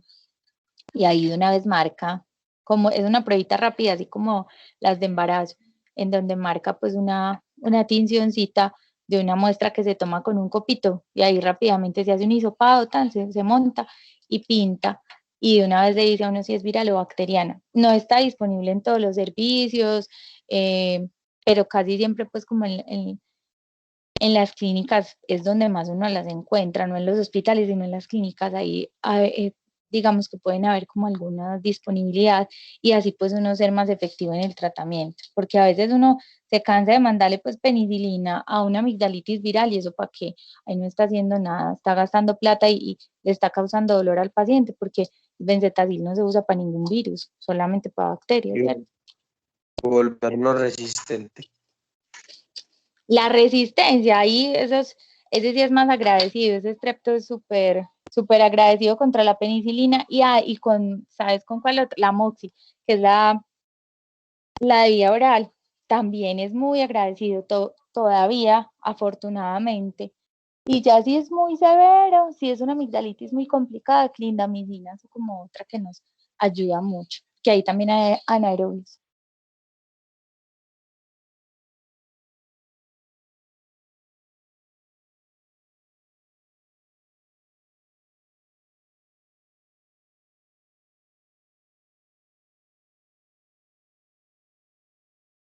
Profe, y uno muchas veces, digamos que por el color no se puede dar cuenta si es una infección bacteriana o un virus como tal.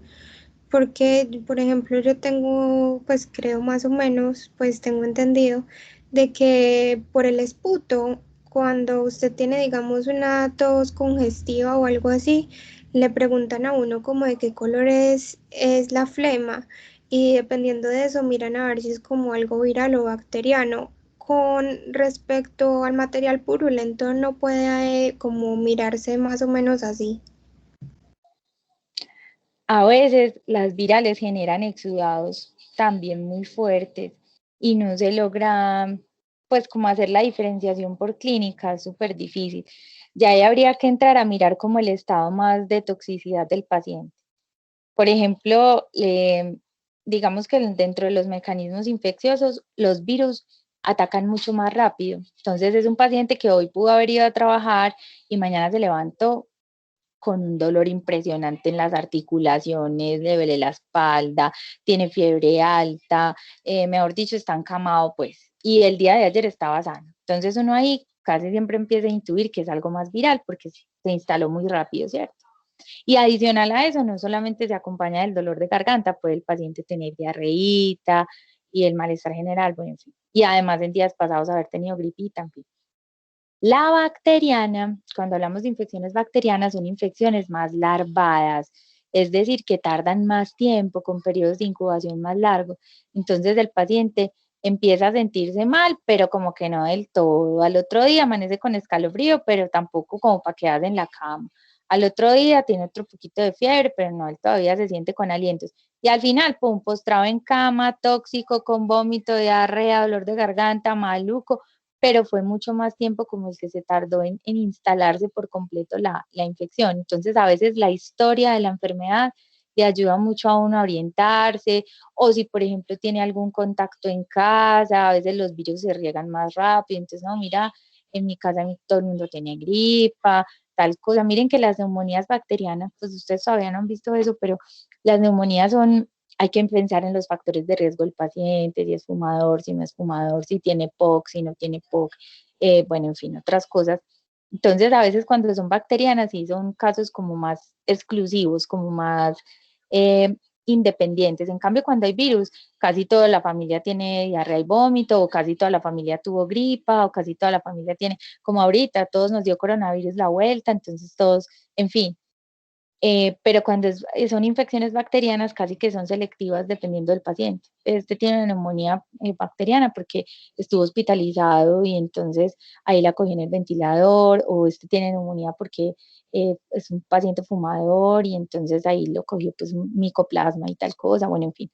Entonces son como más selectivos, obviamente son mucho más graves las infecciones bacterianas, sin decir que los virus no maten gente, porque ya ustedes saben que sí, pero con las bacterias hay que tener mucho cuidado porque mientras más rápido se instale el tratamiento antibiótico, pues más rápido va a salir el paciente de la infección.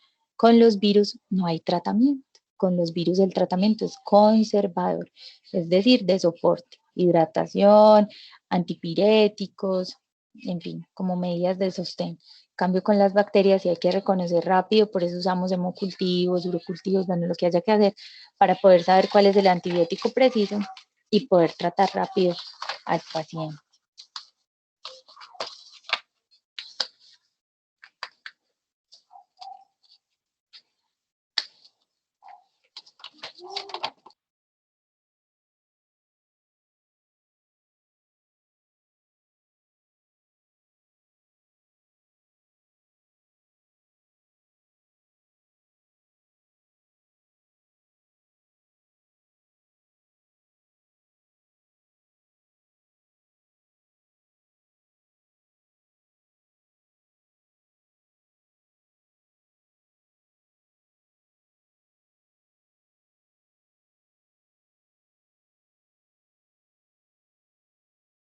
Bueno, les voy a volver a presentar algo acá, les voy a montar esto, ya vamos a terminar.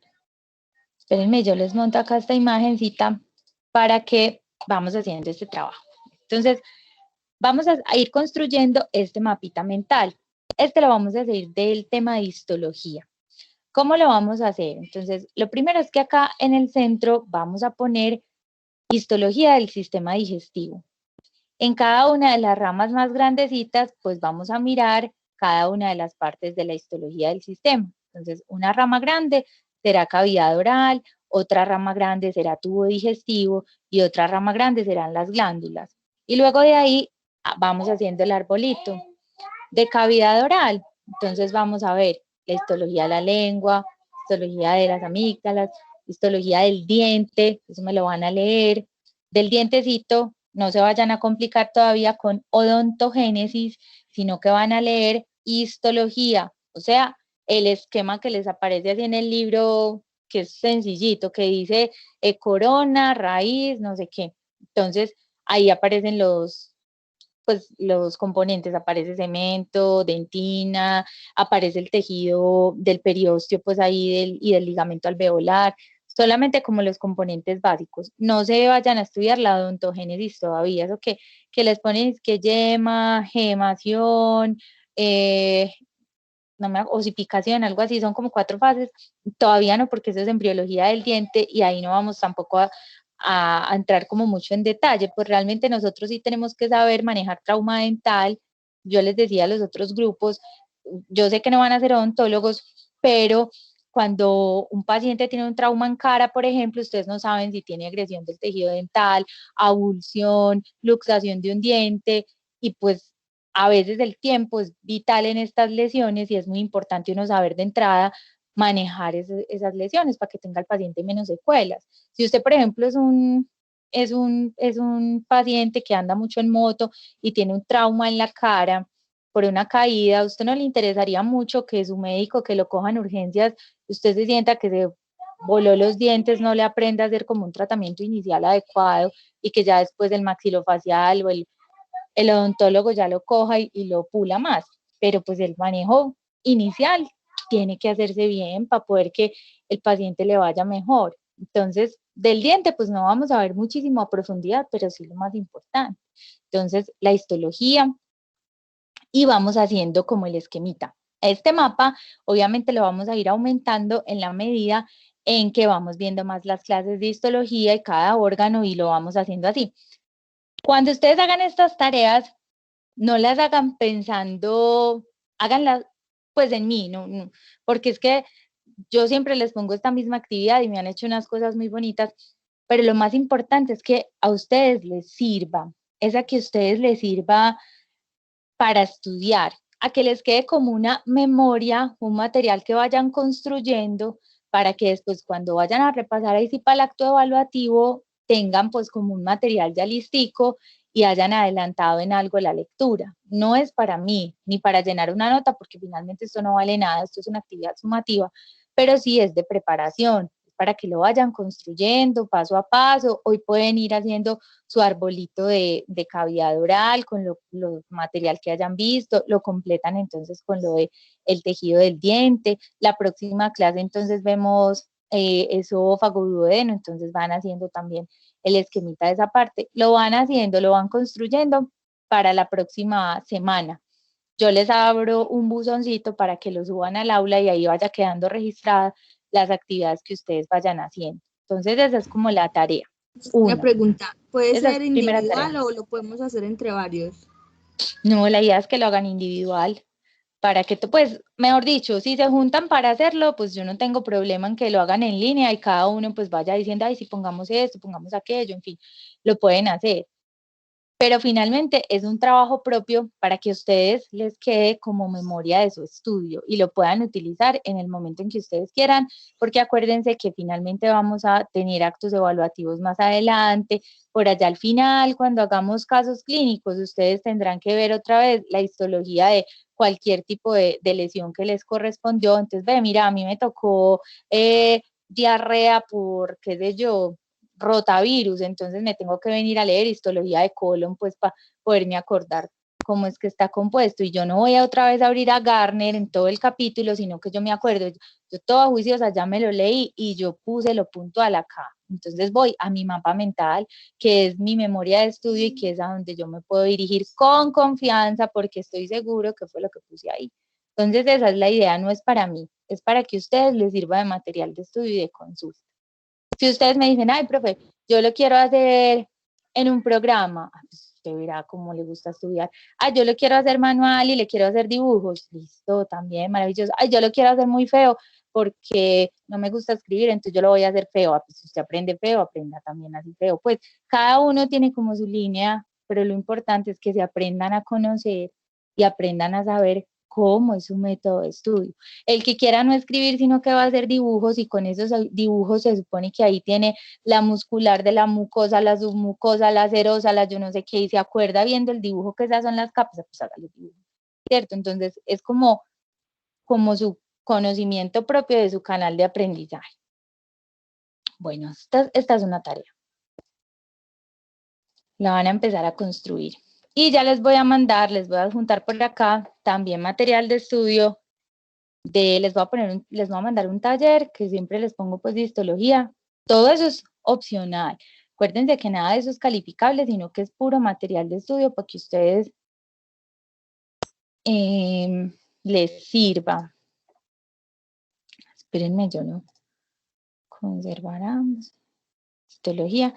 Les voy a mandar un taller y les voy a mandar un caso clínico también, una correlación de una vez histológica, que también es muy sencilla y también háganlo solitos. Ya el que, ay, que es que no sé quién ya lo hizo y él sabe que el diagnóstico es tal, aquí no es adivinando. Aquí a mí lo que menos me interesa es que me adivinen los diagnósticos, sino que sepan explicarme. Entonces, el amiguito puede saber muy bien, ay, si yo creo que esto es una amigdalitis bacteriana. Y usted dice, ay, profe, veas una amigdalitis bacteriana. Y yo le pregunto por qué no sabe. Ah, ahí no está el amiguito. Entonces, cada uno lo hace a conciencia, juiciosito. Y si tienen dudas, pues las van teniendo ahí anotaditas a un lado en donde vayan, esa es la idea, pues como que vayan empezando a estudiar, a repasar, y ya después si encuentran alguna duda, alguna cosa que no les quedó clara, pues a eso le damos solución en la próxima clase.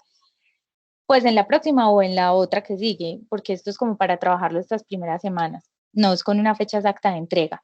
No hacemos todo el taller juntos, todos, no nos vamos a dedicar una clase a decir, bueno, pregunta 1, venga usted, qué sé yo, a ver, leamos usted, Ana María Pérez, venga, dígame usted la pregunta 1, Ana Sofía Gallo, dígame la pregunta 2, no vamos a hacer así, sino que simplemente nos vamos a dedicar a repasar o a mirar o a revisar lo que tengan duda, lo que no entendieron. Pero hacer el taller así, punto por punto, como en el colegio, a mirar, a ver, no, así no lo vamos a hacer. Vamos simplemente a solucionar las inquietudes. Si me dicen, no, profe, no tenemos inquietudes, listo, yo asumo que todo quedó claro. Pero si me dicen, profe, no, mira, la pregunta tal, no entendí, la pregunta tal, encontré esto y esto, ¿con qué me quedo? La pregunta tal, así ya es más práctico, porque es que ustedes también están ahí participando activamente de las cosas. Bueno, entonces, por hoy vamos a dejar hasta acá. Tienen esas tareitas, van a leer histología del diente, van a empezar a hacer su mapita. Yo les abro el buzón para la otra semana y ahí lo suben después cuando lo tengan completico. Y van a revisar la parte del taller y de la correlación. Entonces, miren que tienen ya suficiente material de estudio. Yo les monto la presentación al aula y continúen leyendo, continúen repasando. Y nos vemos entonces el martes de la otra semana, Dios mediante, que les vaya bien, que tengan un buen fin de semana y se cuidan mucho.